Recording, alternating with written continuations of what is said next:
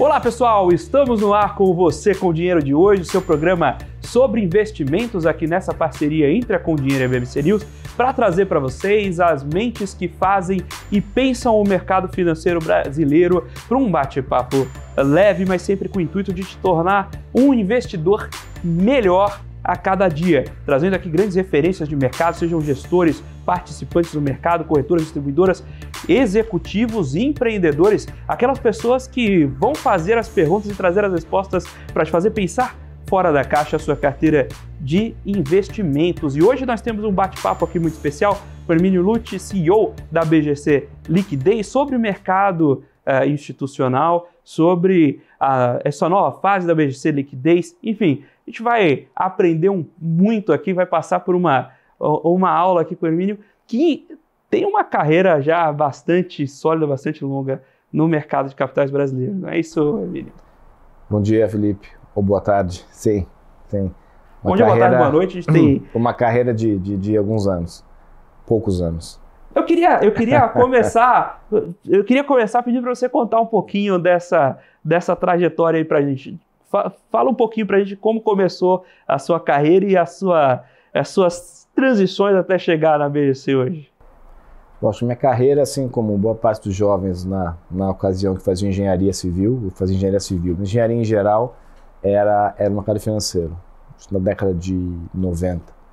O mercado financeiro tinha melhores salários, era mais sexy, de uma maneira de crescimento de carreira mais rápido que a engenharia, e eu acabei indo para o mercado financeiro, da onde eu fiquei basicamente desde 98, 99, onde eu comecei como estagiário, como todos os bons executivos do mercado, com a parte mais difícil. E eu comecei numa corretora pequena, que não existe mais, chamada Fundo Sindan. Desde então, passei por corretoras como JP Morgan, como Banco Fator, Fator Corretora, Fator Securities, que é o nosso braço americano, ou o braço americano da Fator na época de corretagem, e acabei chegando na BGC em 2017 para 2018, assumindo a cadeira de responsável pelo Brasil. E desde então, assim, a carreira, a gente academicamente vem se aperfeiçoando também desde sempre, que eu acho que é importante para qualquer bom profissional, e recomendo para os ouvintes, para os espectadores do seu programa.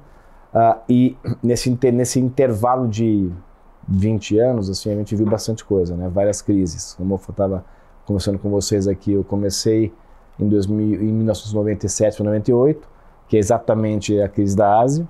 Então, eu só perdi a crise do México, que foi em 94. Aí, na crise da Rússia, Brasil, que foi a desvalorização de 99, eu estava no mercado. Aí passamos pela crise de 2008, quando eu tinha acabado de chegar nos Estados Unidos para montar a operação na Fator Securities. Foi uma crise difícil essa. E recentemente tivemos aqui Covid, né? Que não foi uma crise não foi uma crise menos aguda, foi assim diferente do que a gente já tinha visto em outras crises passadas. Então desde então, de 17 para 18, estou na BGC Liquidez. A BGC, acho que é importante a gente deixar aqui o telespectador a par. A BGC Liquidez foi comprada, né? A Liquidez foi comprada pela BGC Partners em 2009. Então a BGC como grupo está no Brasil desde 2009, são quase 15 anos, um pouco mais de 15 anos. E a BGC hoje, na verdade, como grupo, é uma das maiores corretoras globais, se não a maior corretora global, com participação, com presença em 24, 25 países, com faturamento, a gente é uma empresa pública, né? A gente é listada, com faturamento anual em torno de 2 bilhões de dólares, com valor de mercado de mais ou menos entre 3,5 e 4 bilhões de dólares, com 3 mil a 4 mil colaboradores ao redor do mundo, e dentro da América do Sul, com presença no México, Brasil, Chile, Peru e Colômbia. Então, uma operação, assim, é uma casa global que está estrategicamente no Brasil desde 2009 e vem se tornando mais relevante a cada ano que passa dentro da América Latina como um todo. Você comentou sobre os pontos de crise no Brasil, né? Isso é o teste ao sistema de qualquer corretora, né? Você comentou de Covid, a crise do México, foram crises globais. Mas aqui no Brasil a gente fazia aniversário, né? Todo maio vi um problema. Teve greve dos caminhoneiros, Wesley Day, etc. Aí quando chegou o Covid, a gente já estava testando os sistemas para comportar estrutura de venda, né? Sim. Eu acho que cada crise que o mercado de capitais como um todo enfrenta, acho que você fica mais resiliente, todo o arcabouço de risco, de compliance, e a própria frieza, o entendimento da crise pelos participantes do mercado, né? Brokers, traders, gestores. Então, cada crise é um novo aprendizado. E acho que para todos os stakeholders do mercado de capitais. E aparentemente foi o que você falou, né? Você tem as crises globais que a gente vem enfrentado e que estão fora do nosso controle, e as crises locais. Como você acabou de falar, que em maio teve greve do caminhoneiro, teve a denúncia do Juarez Day, em 2017, se eu não me engano, foi maio de 2017. E essa volatilidade assim, inerente ao mundo, ela tem um reflexo direto no preço dos ativos, né? Então, acho que isso... E acho que a gente vamos continuar tendo crises, eventualmente, ao longo dos próximos anos. Isso é inerente à instabilidade do mundo como um todo. Sem dúvidas. E conta um pouquinho para a gente, você comentou sobre essa visão global da BGC. Agora, a BGC, para quem é investidor direto, muitas vezes... espera uma atuação da corretora mais como as corretoras de varejo. Vocês têm uma vertente, um viés institucional muito forte. Conta um pouquinho para a gente desse modelo de negócios orientado ao institucional e também um pouco das diferenças, né? Como é que o investidor institucional opera e esses pontos de atenção que aí vocês levam em consideração para atender esse tipo de público. Eu acho que olhando globalmente a BGC, acho que a gente não tem operação de pessoa física em nenhum lugar do mundo. Então, acho que como qualquer outra empresa, é muito importante saber o seu nicho, o que você quer fazer bem e o que você não vai fazer. Eu acho que essa decisão foi tomada lá atrás pela empresa. A empresa é uma empresa pública, ela foi listada, se eu não me engano, em 2004. E a gente atua globalmente, não só no Brasil, exatamente no segmento de institucional, que são pessoas jurídicas não financeiras, pessoas jurídicas financeiras, bancos, gestores, hedge funds, fundos de pensão, isso ao redor do mundo. Acho que a grande diferença, eu acho que não a quantidade de informação, no ponto de serviço, o serviço que a gente presta é justamente a gente, BC Liquidez, por exemplo, a gente tem uma equipe hoje de especialistas. A gente basicamente tem na parte de renda fixa o Daniel Leal, que a gente trouxe do Tesouro Nacional, que é o nosso estrategista-chefe de renda fixa, o Daniel Cunha, que tem passagens por várias corretoras do Brasil como nosso macro sales, e tem o Rafael Costa, que é nosso economista especializado em inflação. Então, por exemplo, esse tipo de equipe, ela fala a linguagem do investidor institucional, que é uma linguagem mais detalhista, é uma linguagem mais acadêmica, em alguns casos, e é uma linguagem com um número de participantes menor. Tá? No caso de pessoa física, claramente a escalabilidade é muito maior, mas o nível de informação, o nível de serviço que se presta é um pouco diferente do serviço que a gente presta pro institucional. Tá? Tanto a nível de serviço de execução, quanto a nível de serviço de inteligência. E hoje o que acontece? Boa parte dos clientes locais e institucionais, pela relevância e pelo tamanho que eles alcançaram em termos de recursos sob gestão, eles alocam boa parte ou uma parte relevante do seu risco em ativos globais. Tá? Então isso entra no guarda-chuva da BGC como casa global. Então, a gente, como uma casa global, a gente consegue oferecer para o hedge fund ou para o cliente institucional sentado em São Paulo o acesso de execução em qualquer ativo negociado em bolsa ou balcão do mundo. Basicamente é isso. Então, o fundo quer operar futuro de minério, tem uma mesa em Londres que vai atendê-lo.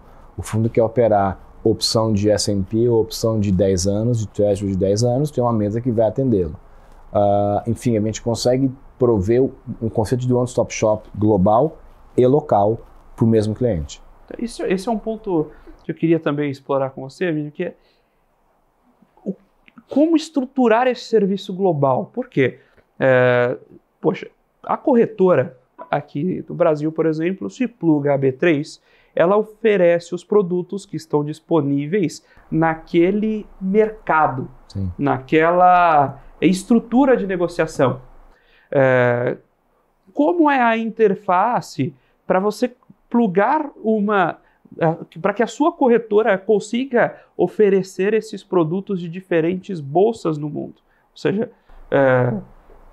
como vocês triangulam essas operações de modo a garantir para o cliente, né, acesso a diferentes bolsas, que é um modelo diferente de você simplesmente ser o, entre aspas, preposto da B3 aqui para o Brasil?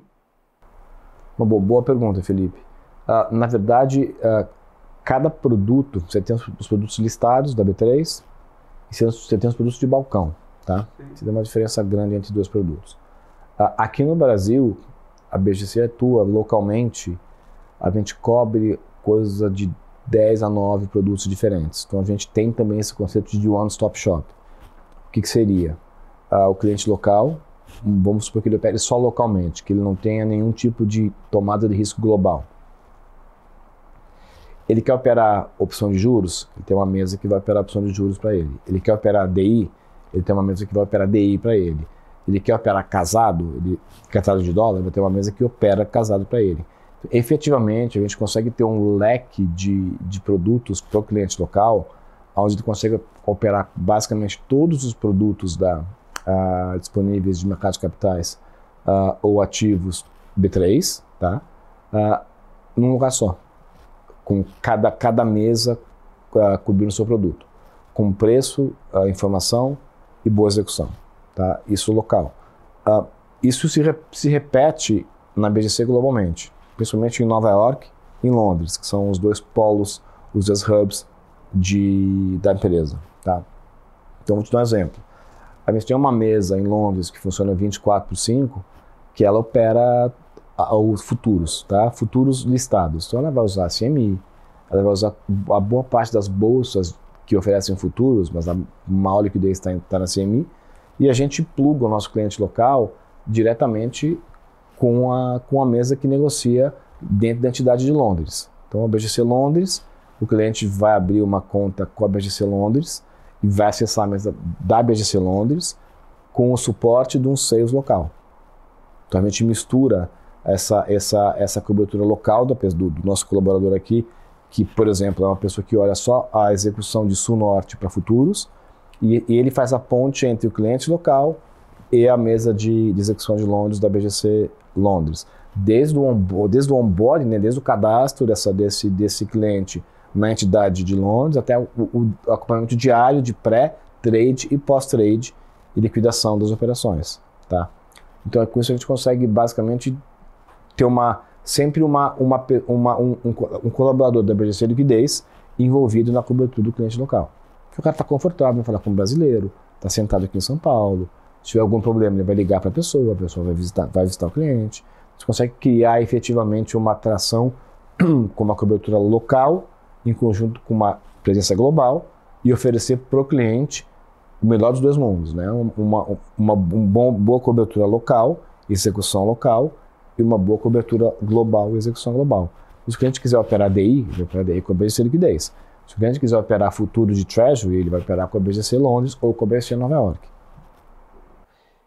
Quando a gente monta essa estrutura, tem um outro pilar que você comentou justamente sobre o percentual desse investidor institucional que eventualmente vai se diversificar globalmente.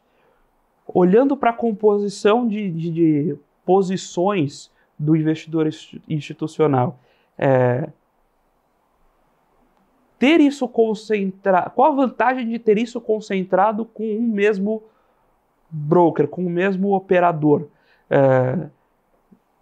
Como vocês conseguem eventualmente auxiliar esse investidor institucional, sendo essa casa que centraliza as operações dele? Eu acho que primeiro que ele vai executar o mercado internacional com um broker, com uma mesa americana ou de Londres. Londres. Perto e olhando o mercado de lá. Exatamente. Regulatoriamente, quem tem que executar isso é o broker ou a mesa da entidade que ele está usando, se é Londres ou se é Nova York. O fato de ter um sales local é para justamente dar o conforto para o cliente local que ele está sendo acompanhado, as operações, o onboarding, o post-trade, por uma figura local, que fala a língua dele, que tem a mesma cultura dele, que entende o mercado local também.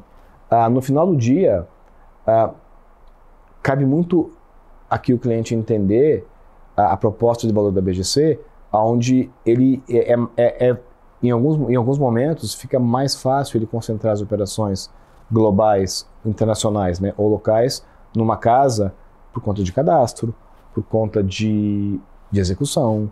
Naturalmente, as nossas mesas internacionais têm uma execução muito boa, porque elas atendem não só clientes locais brasileiros, mas elas atendem os principais clientes globais, Europa, US e Ásia. Tanto que a nossa mesa de Londres, de futuros globais, é 24/5. Ela atende desde a Ásia até Estados Unidos. Então, naturalmente, você tem um bom preço, você tem um bom nível de informação, porque você concorda que se você fala com boa parte de gestores da Ásia, da Europa, da América, você efetivamente consegue agregar informações de mercado, e por você estar 24/5, você está acompanhando o mercado 24 horas em várias equipes, você agrega uma inteligência de color de mercado, ou via Bloomberg, ou via e-mail para os clientes locais, que eles eventualmente se sentem confortáveis em pagar por esse serviço, usando uma boa execução. Sem dúvidas. Sem dúvidas. E como você acompanha, por exemplo, share of wallet do cliente de vocês? Geralmente, quem opera com vocês concentra boa parte da operação? Eu acho que nenhum cliente concentra, né? Concentra as operações na corretora A, B, C ou D. Acho que claramente aqui os clientes, cada vez mais, ele vai pagar, ou ele vai levar parte do wallet dele para uma corretora. Acho que é um conjunto, né? É uma experiência do cliente, desde o onboard no cliente, até a confiança na execução do cliente por aquela mesa, até o serviço de inteligência que aquela corretora cobre, até o serviço de post-trade, que a liquidação é feita de maneira correta, sem falha. Então, basicamente é um processo, né? Você atender um cliente institucional, assim, ele começa desde uma experiência de welcome no onboarding do cara abrindo a conta com a corretora, porque no caso da BGC, ele vai abrir uma conta na BGC Liquidez, vai abrir uma outra conta na BGC Londres, quer dizer, quão fácil esse processo. Quanto que a nossa equipe de client management acompanha e dá uma segurança e uma boa informação para o cliente. Quanto ele fica confortável e se sente bem atendido. Então, começa daí, tá? Começa desse ponto, até pelo nível de informação, ou pelos colors, ou pela assertividade, por exemplo, da nossa equipe econômica em projetar a inflação. Quer dizer, isso é uma soma de pequenas variáveis que levam a uma maior ou menor satisfação do cliente. E aí o cliente, naturalmente, ele vai escolher em quais casas ou em quais corretoras ele vai deixar parte da sua carteira. Mas geralmente não existe uma concentração grande da corretora A, B, C ou D, porque um cliente operando com mais de uma corretora, ele consegue ter uma visão mais holística, menos granular do mercado. Porque, por exemplo, tem corretoras ou tem bancos que têm um produto de fiscal melhor que a sua vantagem competitiva.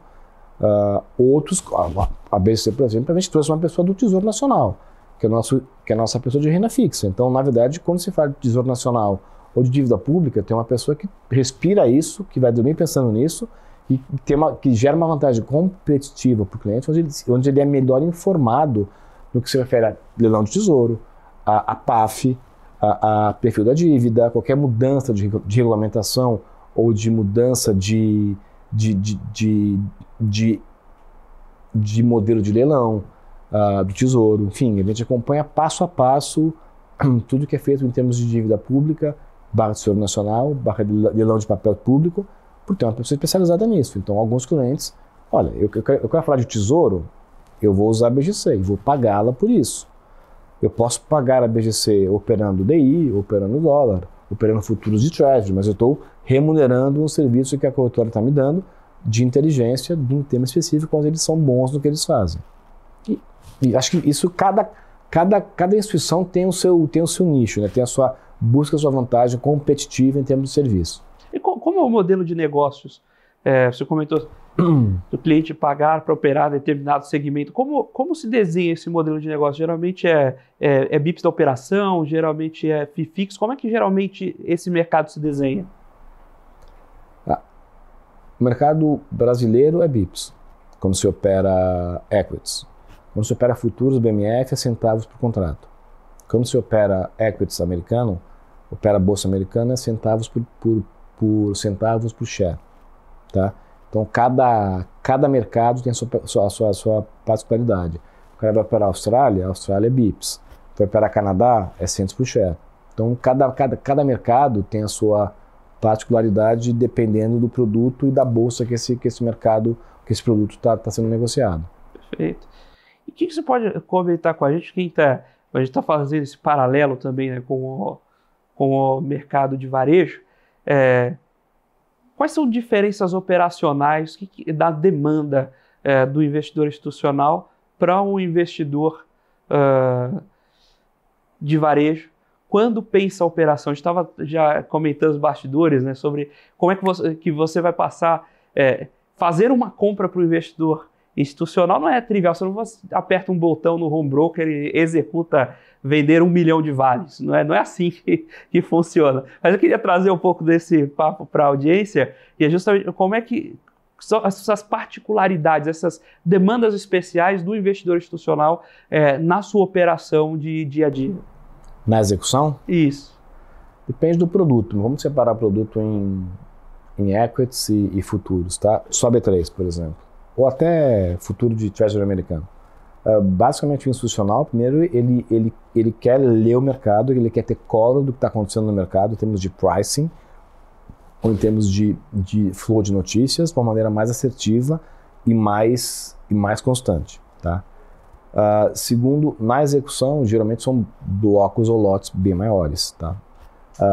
Então, aqui, dependendo da liquidez do ativo, você, como broker, você vai procurar uma liquidez para aquele bloco, se for uma ação ou se for um bloco de DI, onde você vai impactar de menor maneira possível o preço daquele ativo no mercado.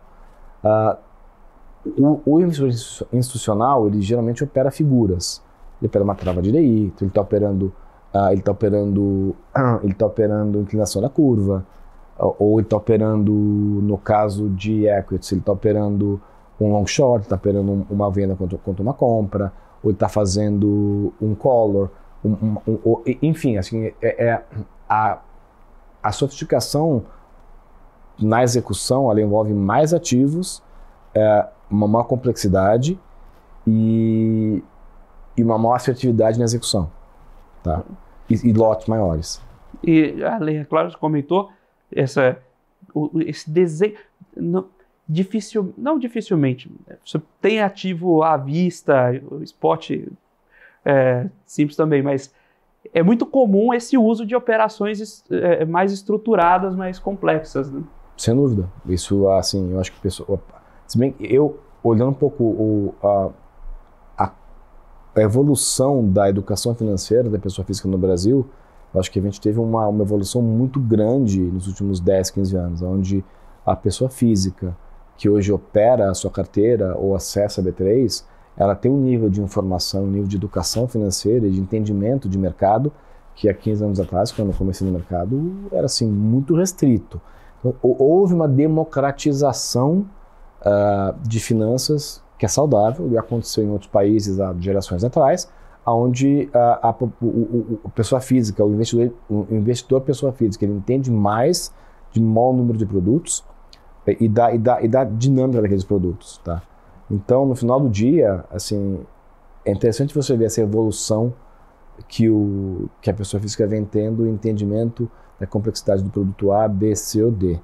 Mas o que acontece, assim, o institucional, ele tem estratégias um pouco diferentes da estratégia do dia a dia da pessoa física, que é basicamente comprar ou vender ou um ativo A, B, C ou D, ou fazer day trade, enfim, eu acho que o institucional, primeiro que ele tem um horizonte de mais longo prazo. Aí, segundo, até pela competição entre o próprio institucional, de geração de alfa, naturalmente faz ele buscar trading ideas ou temas de investimento com mais profundidade, com muito mais complexidade que a pessoa física não consegue. Até porque o investidor institucional, ele compete com outros, o fundo de investimento A, ele compete com a indústria. Ele tem uma melhor performance, versus gera mais alfa, ele vai ter uma captação, tende a ter uma captação ex post maior. A pessoa física ele não compete com ninguém. A pessoa física ele está gerando o alfa efetivamente para o patrimônio dele. No caso de fundos, não. No caso do institucional, ele tem uma competição assim, bem agressiva com os seus pares para melhor performance, para gerar mais alfa, com uma volatilidade menor, né? Tem um Sharpe, tem uma volatilidade ajustada ao retorno que ele vai oferecer para o cotista dele, ele competir com o resto da indústria. Quanto mais alfa, mais captação. Quanto mais alfa ajustado ao risco, a tendência a correlação é muito positiva. É perto de 1 ao longo do tempo. E com mais captação, mais AUM ele tem, mais taxa de administração ele vai ser remunerado e mais performance ele vai ser remunerado, uma vez que ele entregando performance, continuar entregando alfa. Maravilha. Estamos batendo esse papo com o Hermínio Lutz, CEO da BGC Liquidez, aqui sobre o mercado de corretora para investidores institucionais, falando um pouco sobre a história, naturalmente, da companhia, sobre as nuances e as particularidades desse mercado, sempre com o intuito de trazer aqui para você, investidor e profissional de mercado, essas mentes que estão pensando o mercado e fazendo o mercado financeiro brasileiro acontecer. Agora nós vamos para um breve intervalo, mas você sabe, intervalo aqui é rapidinho, daqui a pouquinho a gente está de volta com o segundo bloco do Você com Dinheiro de hoje. Olá pessoal, estamos de volta aqui para o segundo bloco do Você com Dinheiro de hoje, batendo um papo com o Hermínio Lutz, CEO da BGC Liquidez aqui no Brasil. Estamos batendo um papo sobre os nuances da operação do investidor institucional, sobre a própria companhia e, naturalmente, uma pergunta que vem aí, né, Hermínio? Sua chegada à posição de CEO da BGC. Conta um pouquinho de como foi esse momento e como está sendo esse momento de transformação lá na BGC. Felipe, uma boa pergunta. Uma das coisas que eu acho que um dos dogmas ou de uma das nuances da vida de qualquer pessoa é que, assim, a gente nunca chega do ponto A para o ponto B só porque a gente é muito bom. Para mim, isso quem acha que chegou a alguma posição de importância ou de sucesso só por mérito próprio, eu acho que não é uma visão que eu compartilho. Então, acho que aqui é uma visão de competência, sorte e pessoas que te ajudam. Tá? Então, assim, sempre tem as pessoas que vão te ajudar ao longo da sua carreira. São os seus mentores, são as pessoas que veem o valor em você, que vão te dar bons conselhos, que vão te indicar para posição A, B, C ou D. Então, acho que aqui foi um pouco desse conjunto. Eu não sou melhor que muita gente, assim, mas eu tive sorte. Acho que me preparei ao longo da minha carreira para eventualmente se aparecesse uma oportunidade como essa, eu estar preparado, pelo menos academicamente, em termos de experiência profissional, para fazer jus ao desafio, que é um desafio relativamente grande, quando eu sentei na cadeira, e pessoas que me ajudaram. Então acho que no final do dia eu acabei sendo o primeiro brasileiro a tocar a operação do Brasil, desde que a BGC comprou liquidez, sempre tinha um estrangeiro responsável por Brasil. Eu acho que a empresa, o grupo globalmente entendeu que os resultados não refletiam ou não estavam a contento, até pelo estrangeiro ter um problema cultural, né? A cultura é diferente, os stakeholders são diferentes, a regulação é diferente. Enfim, acho que eu cheguei em 17 para 18, fui muito bem mentorado por meu antecessor, que era um senhor que acabou se aposentando, estava já há 2 anos na BGC, ele era inglês, e eu consegui, assim, um pouco de sorte também, de boas pessoas ou bons brokers disponíveis e vieram, eu consegui trazer para efetivamente levar a empresa para um outro nível, para um outro patamar, e estavam naquela hora disponíveis ou estavam buscando um novo desafio e compraram o risco de estar com uma pessoa que tinha acabado de entrar numa cadeira, e a gente acabou conseguindo fazer um bom trabalho. Acho que, de novo, não mérito meu, mérito das pessoas que trabalham comigo, que vêm trabalhando comigo desde que eu cheguei na BGC, as que já estavam na BGC, as que a gente trouxe para reforçar o time, e nesses, vamos colocar aqui, de 18 a 23, a gente cresceu em média de receita 15% a 16% ao ano. Então a gente mais do que dobrou a receita da empresa em 4 anos e meio, 5 anos. Em termos de lucro, a gente, quando eu cheguei em 2017 para 2017, a gente teve um prejuízo. A gente tinha mais ou menos perto de 30 milhões de prejuízos acumulados. E a gente veio, ao longo desse tempo, a gente reverteu todo esse prejuízo e a gente hoje tem um bom tamanho de lucro acumulado nos nossos balanços. Mas, de novo, essa evolução da empresa, ela passa por pessoas. A gente trouxe novas mesas, novos produtos. A gente trouxe pessoas que pensam na BGC e como crescer, e vão dormir pensando em como fazer melhor para o cliente e acordam pensando em como fazer melhor para o cliente. Eu acho que o nível de resiliência da nossa equipe é bem alto. São pessoas que fazem isso há 15, 10, 20 anos.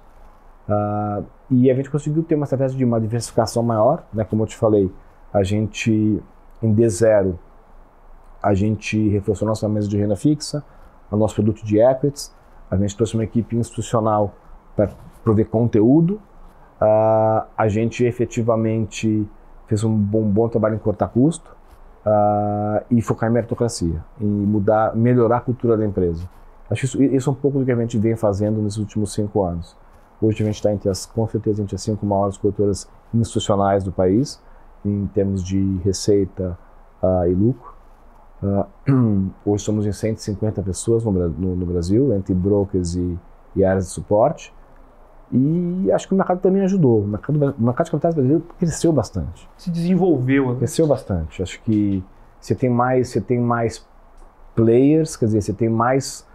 Nesse período, a gente passou um bom período de juros reais baixo.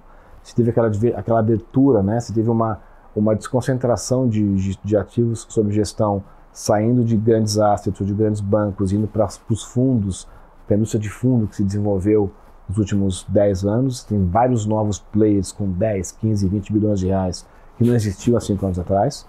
Então acho que isso é gente inteligente, gente com visão. Isso você complementa, você cresce no mercado de capitais, ele fica mais competitivo, mais diversificado, e como eu te falei, essa indústria que cresceu, se desenvolveu, ela opera cada vez mais, toma risco fora do Brasil, em emerging markets, em moeda, em juros, em commodities, em energia. Então isso a gente conseguiu estar preparado, melhoramos o processo, trouxemos pessoas, novos produtos, e a gente conseguiu surfar um pouco desse crescimento no mercado de capitais brasileiro. Tá? Acho que isso explica também um pouco do nosso crescimento. A gente é dívido do Tesouro Nacional fazem 3 anos e meio. Nossa mesa de título público, ela hoje é uma das melhores do Brasil, tanto em pré quanto inflação. A gente conseguiu montar dois produtos bem competitivos de pré-inflação. Acho que o fato de a gente ser dia do Tesouro por bastante tempo, são 7 ciclos consecutivos, né? Cada ciclo são de 6 meses, em 3 anos e meio, que a gente consecutivamente permanece na liderança do Tesouro Nacional Brasileiro. Isso nos dá orgulho, me mostra um pouco é um reflexo do nosso dia a dia de focar no cliente, focar em processo, focar em pessoas. Porque no final do dia, uma corretora, um banco ou uma empresa de serviços que fala com pessoas, ela é feita por pessoas. Ele é um grupo de pessoas focadas num objetivo só. É um pouco do que a gente procura fazer.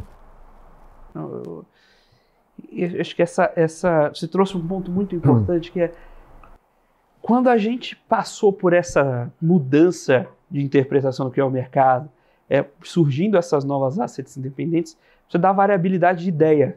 E essa variabilidade de ideia dá liquidez para o mercado. E essa liquidez permite novos produtos. Isso tudo amadurece o ecossistema. Né? Sem dúvida. Você pega alguns exemplos. Vou te dar um exemplo que a gente vive no dia a dia. Tá? Isso é dado B3. O volume negociado de contratos de opção de juros, opção de ID ou opção digital, de 22 para 23, cresceu mais de 3 vezes. Estou um exemplo prático de como, tendo mais asset, como tendo uma maior diversificação de players ou de stakeholders no mercado de capitais, ele fomenta mais liquidez, mais ideias, mais operação, enfim, mais busca de alfa, porque no final do dia está todo mundo buscando alfa do seu cliente. Então, isso é um bom drive para o mercado de capitais. Tá? Eu acho que, obviamente, são ciclos, que a gente passa esse ano, até o começo do final do ano passado, até esse primeiro trimestre, um ciclo mais difícil para a indústria, porque você continua com juros altos, foi difícil gerar alfa no ano passado, então você teve naturalmente uma captação líquida negativa nos fundos da indústria, mas isso de novo, isso é cíclico. Tá? Isso aconteceu lá atrás, está acontecendo agora, assim, isso são ciclos que a indústria passa, mas que a essência de ter um mercado de capitais mais diversificado, com mais players, com uma visão cada vez mais global e menos local. Acho que isso é um trend que não tem volta. Isso, e é muito positivo. É muito positivo para o mercado, vai criando esse mercado mais maduro. E você comentou sobre crescimento de volume em alguns ativos que são usados para operações mais sofisticadas, mas mesmo a gente viu um incremento de volume nos últimos 5, 7 anos muito interessante nos ativos à vista mesmo. Sim, em equities, por exemplo. Equities, volume de DI. DI. O contrato de DI no Brasil, da B3, eu não sei se o ranking exato, mas ele está com certeza entre os 10 ou 15 contratos globais mais negociados no mundo. Bacana. Sim, de B3, com certeza é o contrato mais negociado dentro do Brasil e fora, quando ele se compete com outros contratos de derivativos, de futuros, ele está entre os 15 de maior tamanho de negociação. E naturalmente, como vocês acionam os dealers lá fora para fazer operação sul-norte, eventualmente o pessoal das unidades globais também aciona aqui para quando vai conversar sobre o Brasil. Aciona bastante a gente, mas é uma excelente pergunta, Felipe. Mas esse é um dos próximos desafios que eu tenho, porque por incrível que pareça, a gente é uma casa global, está em, sei lá, mais de 20 países, o cross-selling nem sempre é tão fácil quanto parece. Então, a gente lida com seres humanos, e ser humano funciona por incentivo. A gente tem sim uma boa parte dos dealers globais e dos clientes globais abertos com a BGC em algum lugar, em alguma entidade nossa ao redor do mundo, mas a gente não tem ainda conseguido, ou a gente não foquei ainda em efetivamente escalar ou maximizar essa nossa presença para fazer com que o fluxo norte-sul seja relevante. Esse é um dos próximos desafios que a gente tem para a empresa local nos próximos anos. Mas essa visão global justamente ajuda, de novo, a fomentar o nosso próprio mercado estruturalmente, né? Não esse tipo de movimento, e acho que isso é importante conversar quando a gente traz aqui executivos, né? Você está vindo com o chapéu de mercado financeiro, mas querendo ou não é executivo de uma companhia. Sim. E como essa a incursão da companhia gira a economia do país também. A sua iniciativa em, olha, vamos bater um papo, expandir o mercado norte e sul, tem um impacto secundário no nosso fluxo como um todo. E esse tipo de interlocução é super interessante, é muito rica de se ver. E teve um ponto que você trouxe no seu discurso que eu achei fundamental também, sobre que eu concordo absolutamente, a gente não chega onde chega simplesmente por mérito próprio. Meritocracia é importante, valorizar quem performou é importante, mas para quem performou é fundamental entender que nem tudo foi pela mão dele. E saber que tem o fator sorte, estar no lugar certo no momento certo, e inclusive estar preparado para aproveitar quando aparece essa... É isso. É aquele call, né? Quando o cavalo passa selado, você tem que estar preparado para subir no cavalo e cavalgar. Mas é engraçado que eu acho que nem toda pessoa de sucesso, independente do segmento, acho que pensa assim. E eu valorizo bastante pessoas que pensam assim, ou que entendem que no final do dia é um conjunto de coisas e ninguém chega no ponto A para o ponto B sozinho. Isso é uma cultura que eu tento passar dentro da BGC. A gente tem brokers fantásticos, assim, muito competitivos, que são brilhantes no que eles fazem, mas a gente sempre tenta e traz à tona que, olha, ok, muito bom, mas você está numa casa global, você trabalha numa equipe, a nossa pessoa do legal é excelente, dá todo o suporte para você ter uma tranquilidade, que você faça o seu bom trabalho, o nosso time de compliance te dá todo o suporte, que você consiga fazer o seu trabalho bem. Então, assim, é uma cultura que eu entendo que eu trabalho para que ela permeie a empresa. Eu não tenho... Claramente, a gente tem pouco espaço para ego na BGC. Assim, porque o ego geralmente atrapalha do cliente interno e com o cliente externo. Então a gente tende a trabalhar de uma maneira muito mais horizontal. Assim, a gente tem um ambiente de trabalho muito, muito bacana. Não dá para você imaginar que a gente cresceu em 4, 5 anos sem ter um ambiente de trabalho sadio. Ele é perfeito, ele tem as suas falhas, como qualquer empresa tem. Mas aqui nós tentamos sempre acertar mais do que errar. Então a média tem que ser positiva.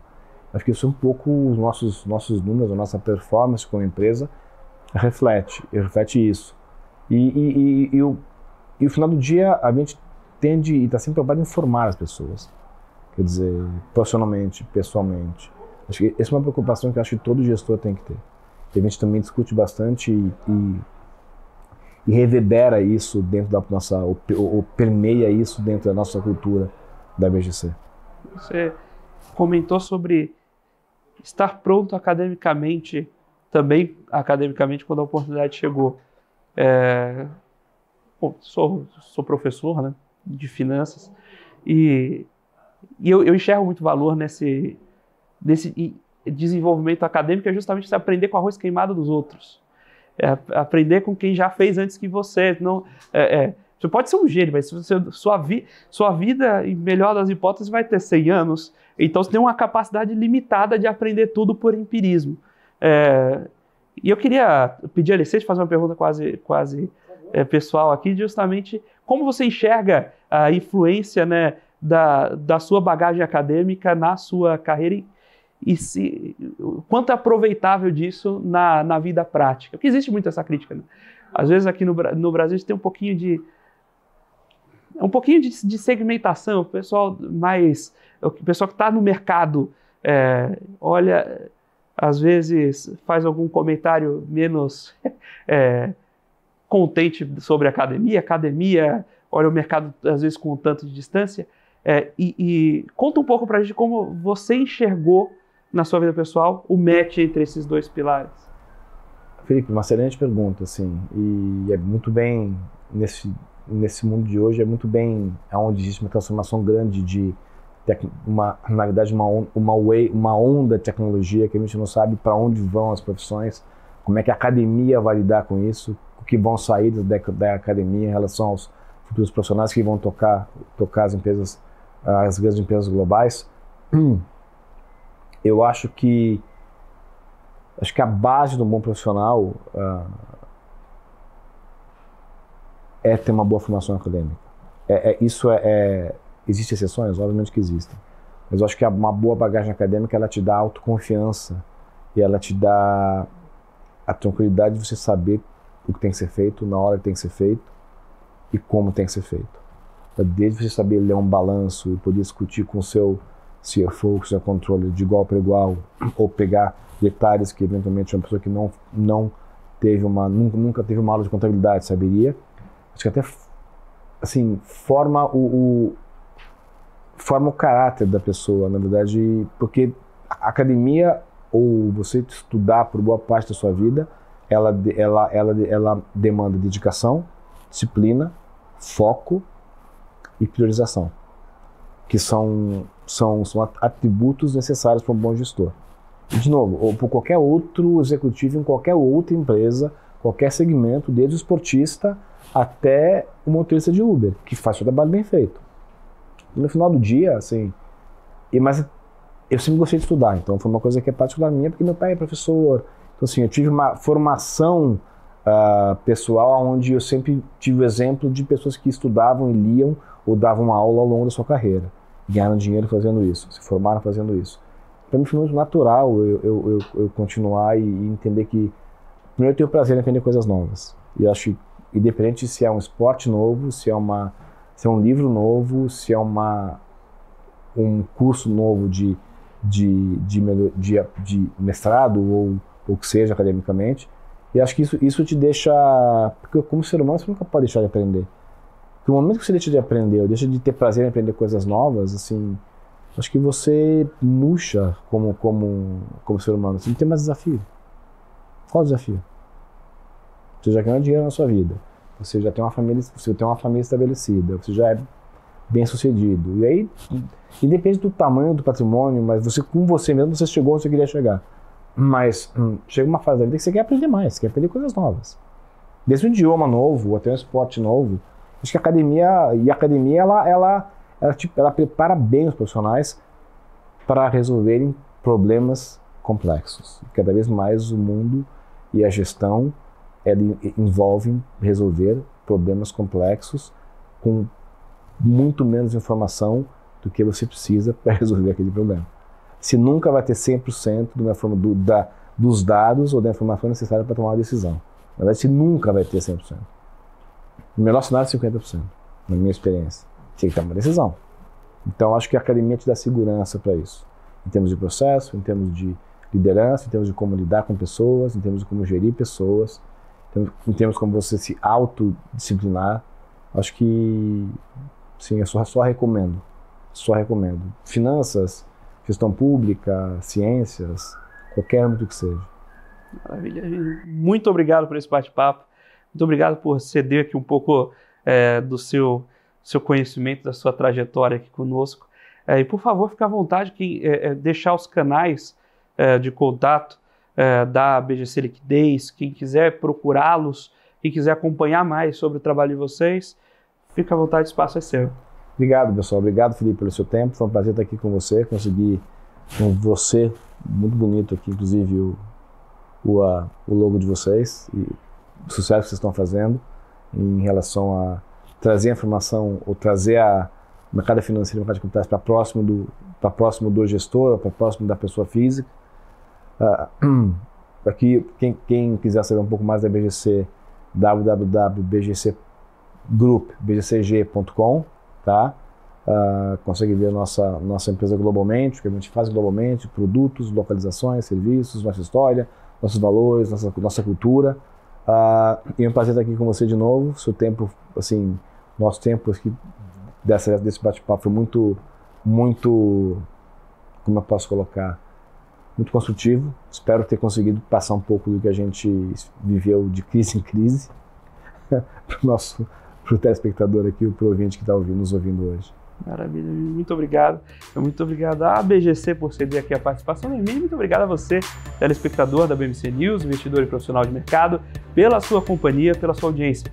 O Você com Dinheiro vai ao ar de segunda a sexta, sempre aqui no mesmo horário, para trazer para vocês as mentes que fazem o mercado financeiro brasileiro acontecer. Se você quiser saber um pouco mais sobre a Com Dinheiro, como ela pode ajudar a você e ao seu negócio, aos investimentos, visite lá www.comdinheiro.com.br e deixe também sua dúvida, sua sugestão, seu feedback lá em contato comdinheiro.com.br.